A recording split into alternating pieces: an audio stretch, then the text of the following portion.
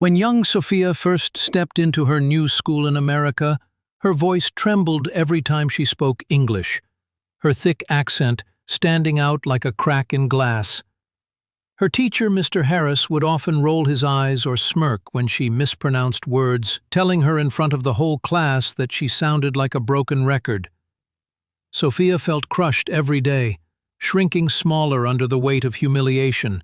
She stopped raising her hand and hid behind her books, her dreams of becoming a writer, buried under shame. Years passed, and Sophia worked tirelessly, reading every book she could, practicing her words in the mirror at night. Driven by the sting of those classroom taunts, she went on to become a successful author, her stories touching hearts around the world. And one day at a community center, offering free English classes to immigrants, she volunteered to teach.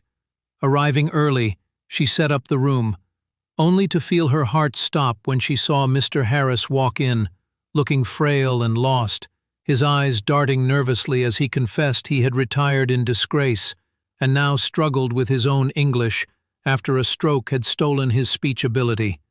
The roles had reversed, and for a moment Sophia felt a rush of old anger. But as she watched him struggle to form simple sentences, she saw not the cruel teacher, but a man stripped of pride and desperate for help. Taking a deep breath, she stepped forward and introduced herself without bitterness.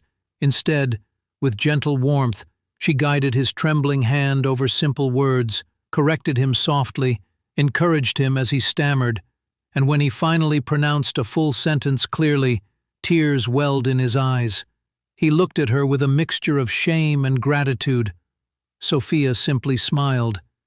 That day, Mr. Harris learned more than just language.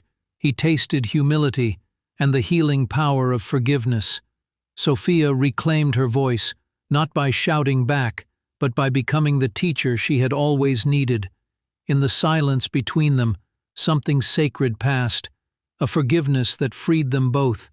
She walked away that evening knowing she had given him a gift far more valuable than language. She had given him a second chance at humanity, and in doing so she found her own redemption, proving that kindness holds a power no humiliation can ever erase.